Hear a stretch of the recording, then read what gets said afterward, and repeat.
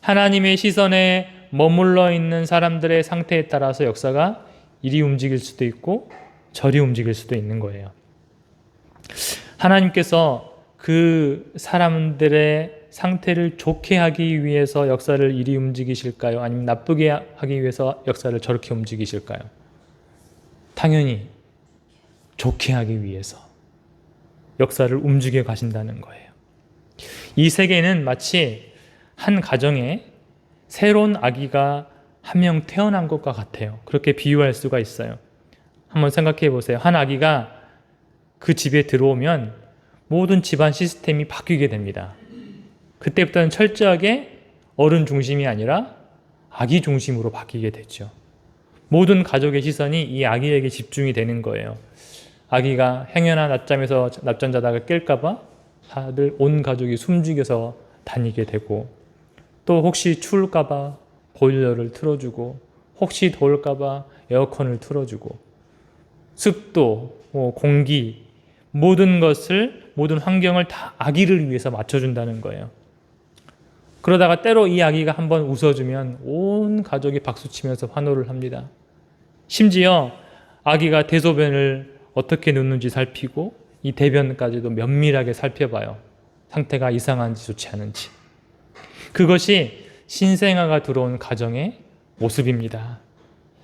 이 세계가 마치 그런 집과 같다라는 거예요. 하나님께서 이 세상에 하나님의 형상을 닮은 자녀를 낳으셨잖아요. 당신의 형상을 닮은 당신의 피조물을, 자기 아들, 딸들을 이 땅에 만들어 두셨잖아요. 그때부터 하나님과 온 천국이 지금 그곳을 바라보고 있는 거예요. 하나님의 형상인 사람을 계속해서 주목하고 있는 거예요. 그래서 하나님께서 사람에게 무슨 문제가 생기면 바로 이 환경을 변화시키시는 거예요. 이 생태계를 움직이시는 거예요. 에덴 동산을 한번 보세요. 에덴 동산에서 하나님의 사람들에게 악마가 찾아옵니다. 그리고 그들의 상태를 망쳐놨어요. 그러니 당연히 하나님께서 그 세계를 흔드시는 거예요. 왜? 그들을 돌려놓으셔야 되니까. 그래서 역사를 변화시키는 겁니다. 사람들의 눈으로 봤을 때는 분명히 이것은 재앙 같아요. 저주 같아요. 그런데 그 땅에 하나님께서 고난을 찾아오게 하심으로써 사람들의 영혼이 잠들지 않도록 깨어있게 하시는 것입니다. 잘못을 바로잡고 회개하게 하기 위해서 고난을 주시는 환경으로 바꾸시는 거예요. 또 이스라엘 백성들을 보십시오. 이스라엘 백성들이 하나님을 섬기지 않고 우상을 섬겨요. 때로는 죄악을 막 범해요. 그때 어떻게 하셨습니까? 군대를 일으키거나 재앙을 일으키거나 재난을 일으키거나 해서 고난 속에서 그 백성들이 하나님을 다시금 찾게 하신다는 거예요. 반대로 그 백성들이 하나님을 잘 섬길 때는 어떻게 하셨습니까? 번영하게 하시고 풍요롭게 하시고 행복하게 하셨던 분이 바로 하나님이십니다. 역사는 이렇게 하나님의 사람들의 상태에 따라서 하나님께서 이리 움직이시고 저리 움직여 가신다는 거예요. 그 목적은 사람들에게 재앙을 주기 위해서가 아니라 회복을 주기 위해서, 회복시켜 주시기 위해서 그렇게 역사를 움직여 가신다는 것입니다. 하나님의 그런 마음이 바로 예레미야 29장 11절에 나온 말씀이에요. 한번 읽어보겠습니다. 여호와의 말씀이니라 너희를 향한 나의 생각을 내가 아나니 평안이요 재앙이 아니니라 너희에게 미래와 희망을 주는 것이니라. 아멘. 이렇게 하나님의 계획은 인류를 향해서, 자기가 지으신 하나님의 백성들을 향해서 선한 계획을 갖고 계시고 그것을 이루기 위해서 때로는 풍요도 주시지만 때로는 고난도 주신다는 거예요. 오늘 본문은 남유다 백성들에 대한 이야기입니다. 남유다 백성들이 바벨론 제국에 의해서 멸망을 당하게 되죠. 그리고 포로로 끌려갑니다. 사람들의 관점에서 보면 이것은 분명히 저주입니다. 재앙이죠. 그런데 하나님의 관점에서 보면 그것은 저주가 아니라는 거예요. 그들의 상태가 더 이상 나빠지지 않게 하기 위해서, 또 그들이 하나님으로부터 더욱더 멀리 떨어져 가지 않기 위해서, 멸망하지 않게 하기 위해서 역사를 조금 조정하신다는 거예요. 하나님의 계획은 그들에게 재앙이 아니라 방금 그 말씀처럼 그들에게 앞날을 주고 희망을 주시려는 것입니다. 이렇게 모든 하나님의 역사는 하나님의 사람들의 상태에 따라서 달라져 왔어요. 최초 에덴 동산에서부터 지금까지도 마찬가지입니다. 지금은 교회들의 상태에 따라서 하나님께서 또다시 이 세상의 판을 흔드실 수 있다는 거예요. 그렇기 때문에 우리가 세상에서 평안히 살아가기 위해서는 우리 하나님의 사람들이 우리 자신을 세상에 물들이지 않게 하고 깨끗하게 우리들의 영혼을 유지해야 된다는 거예요. 그래야 나도 편하고 우리 교회도 편하고 가정도 편안하고 이 민족도 편안할 수 있는 것입니다. 이런 내용들이 오늘 예레미야 29장의 말씀에 담겨 있어요. 이 예레미야는 참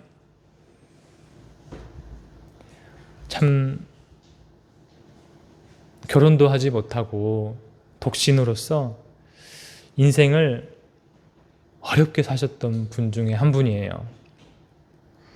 이분은 남유다 왕국이 멸망하기 전부터 그 땅에 살면서 계속해서 하나님 말씀을 전하셨어요.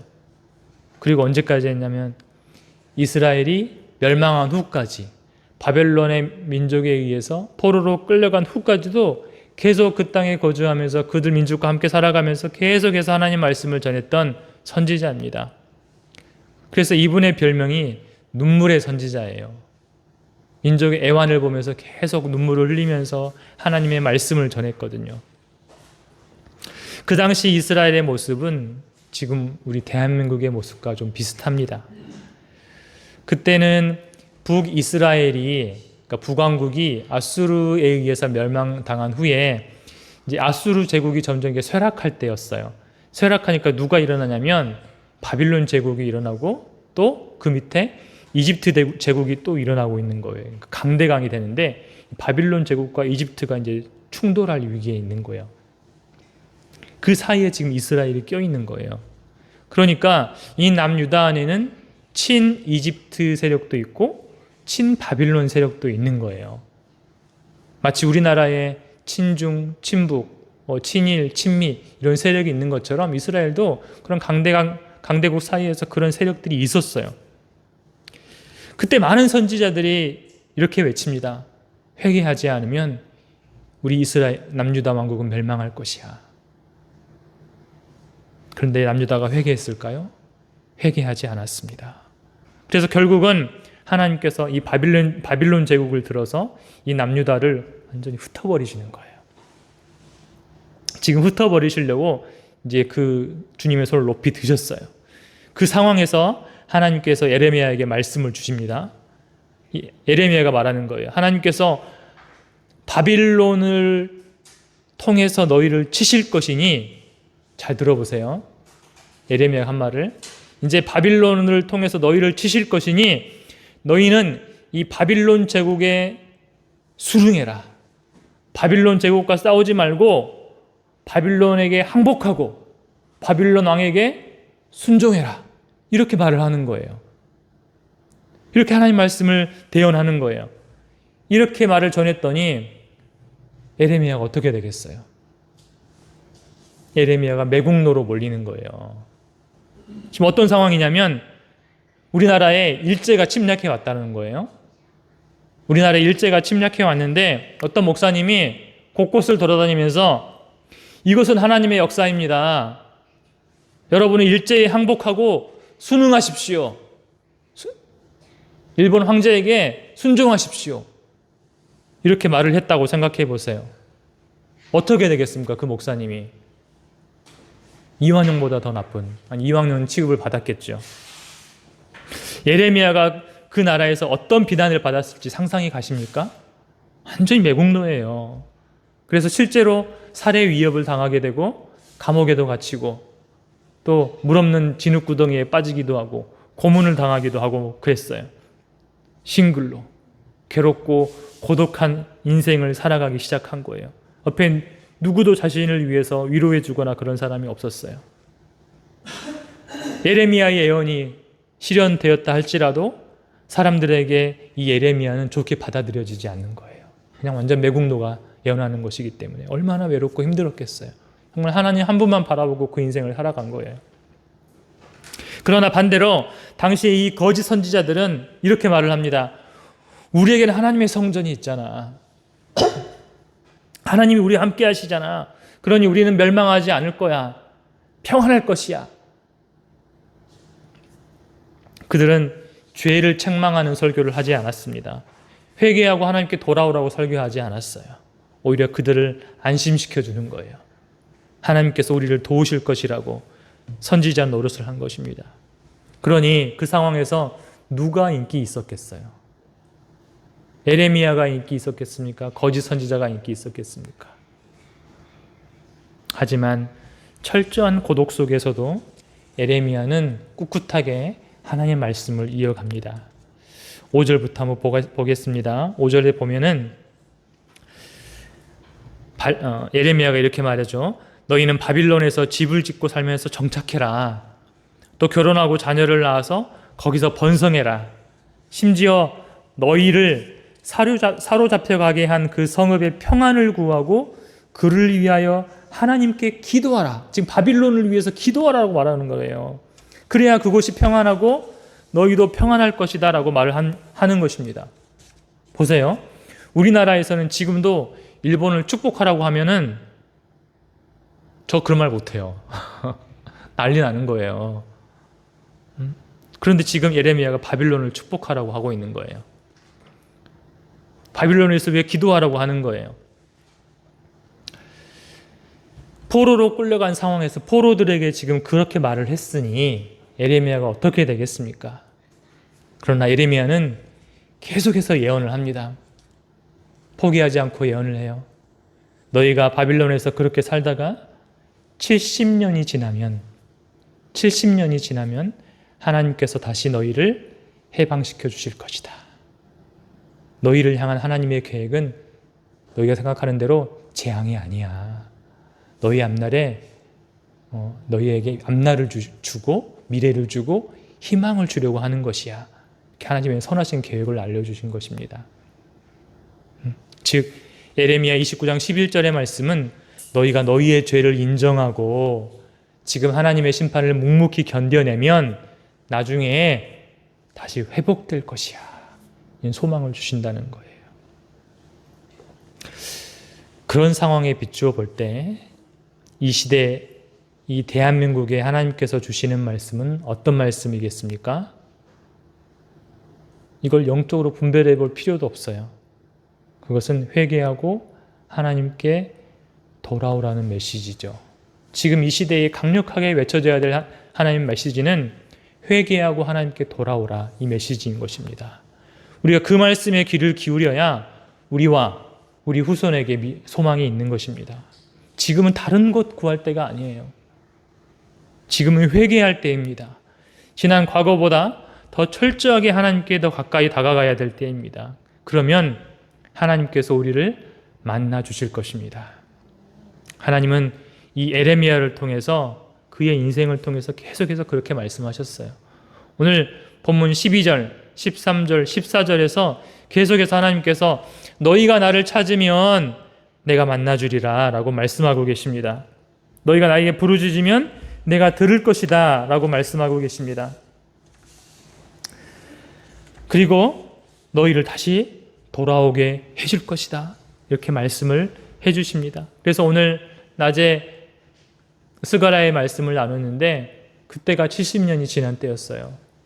그래서 그때 다시 이스라엘 백성들이, 남유다 백성들이 고국으로 돌아오게 되었던 것이죠. 이렇게 예레미야 말씀은, 예언은 성취가 되었습니다.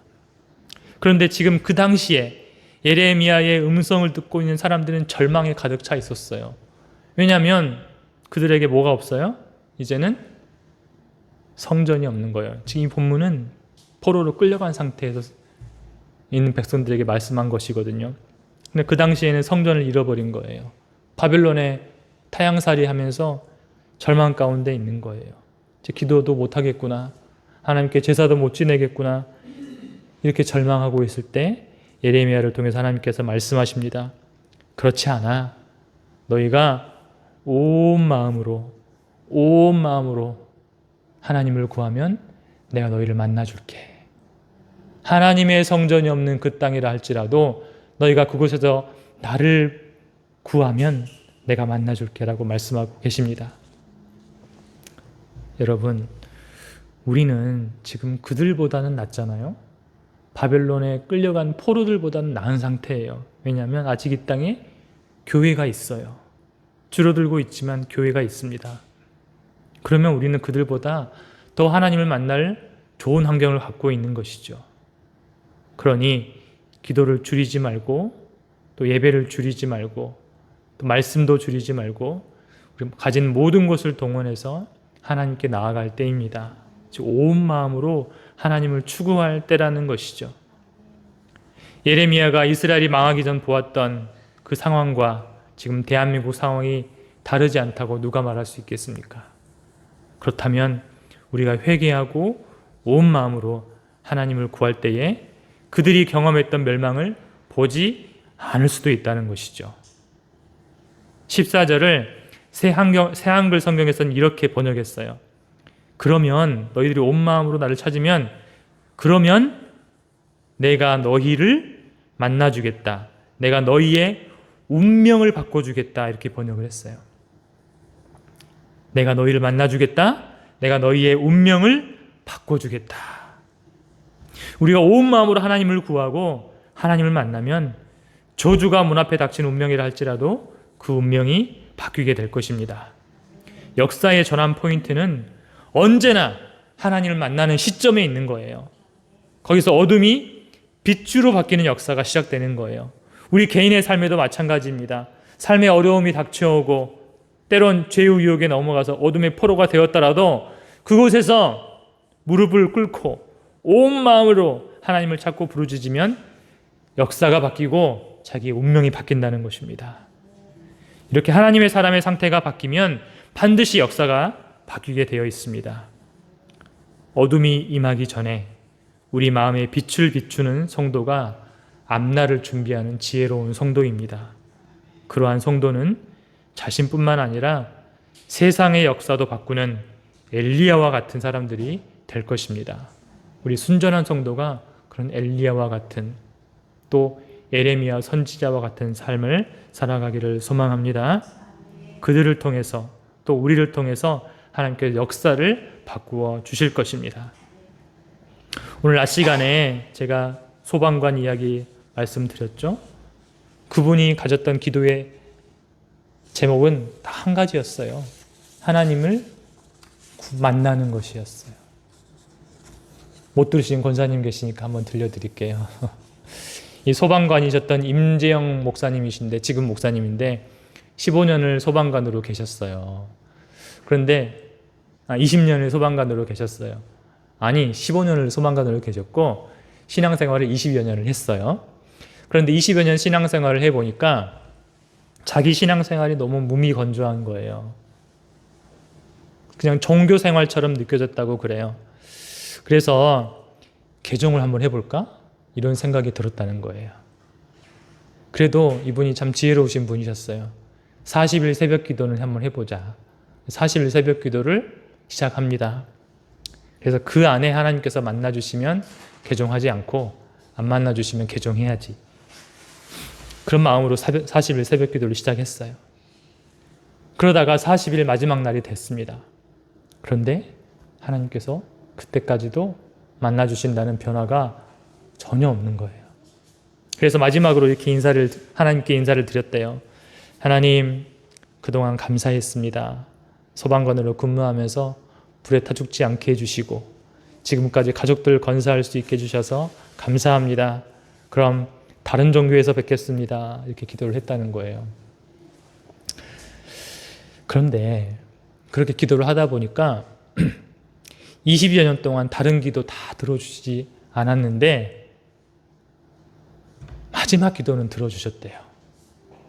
마치 오늘 본문에 나온 것처럼 너희가 온 마음으로 나를 구하면, 나를 찾으면 나를 만날 것이다, 이 말씀처럼 응답해 주셨다는 거예요. 어떤 기도를 드렸냐면 이분이 마지막에 하나님, 제가 다른 부귀영화 구한 것도 아니고 직장에서 승진하는 것 구하는 것도 아니고 나는 하나님을 만나고 싶다는데 이렇게 이 기도가 그렇게 무모한 기도 제목이고 터무니없는 기도 제목입니까?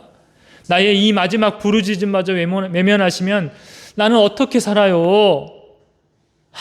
나는 이렇게 버림받고 끝나는 것입니까? 나의 20년의 이 세월이 그렇게 끝나는 것입니까?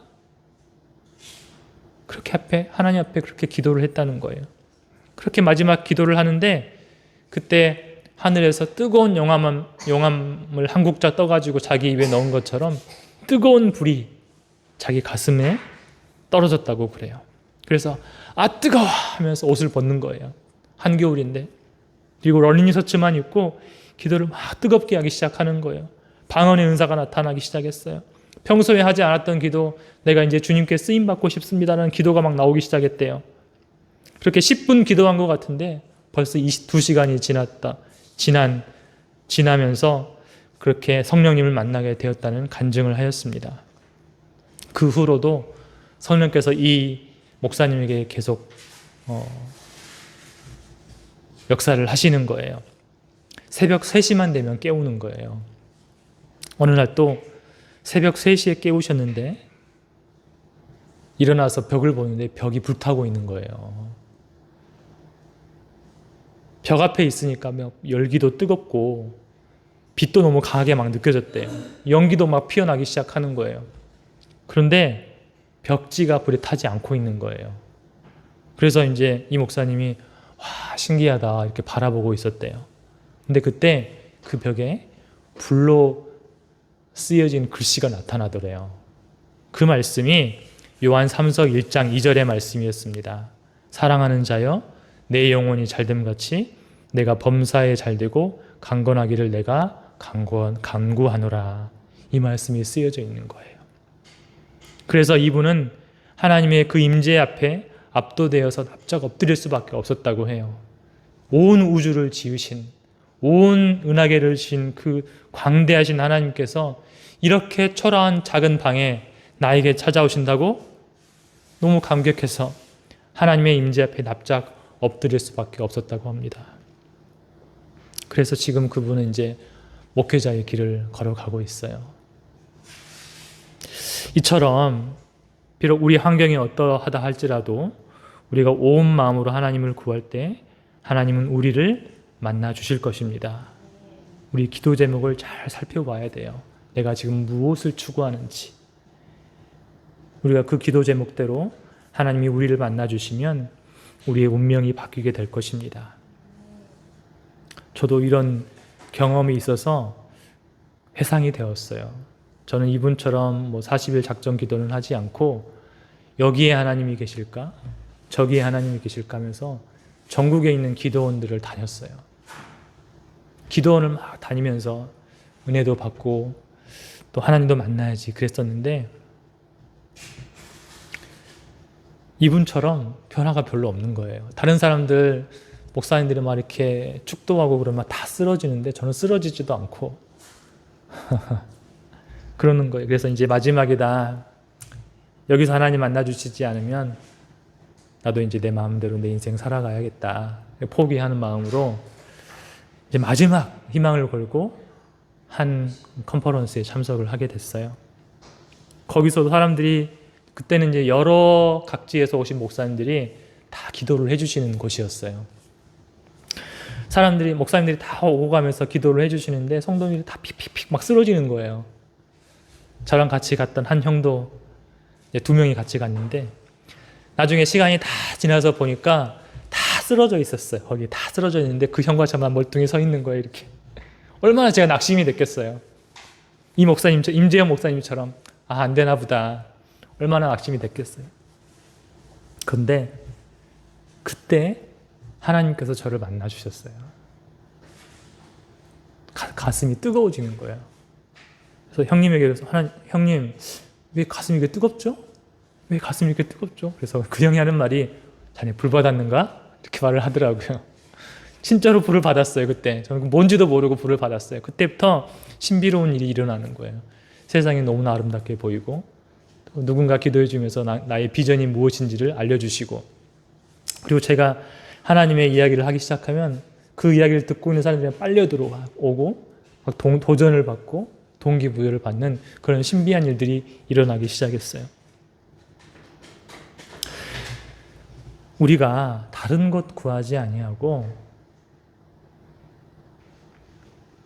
하나님 만나는 것을 최고의 가치로 두고 우리가 기도를 하게 된다면 반드시 하나님께서 우리를 만나 주실 것입니다. 그러면 우리 인생 포인트, 인생의 전환점이 될 것입니다. 뿐만 아니라 그러한 우리가 모이고 모여서 교회를 이루고 선한 영향력을 발휘하기 시작하면 한 나라의 역사도 바뀌게 될 줄로 믿습니다. 중요한 것은 오늘 말씀처럼 내 환경 탓하지 아니하고 그곳에서 온 마음을 다해서 하나님을 구하는 것입니다. 그러면 하나님께서 우리를 위해서 이 세상의 판을 흔들어 주실 줄로 믿습니다.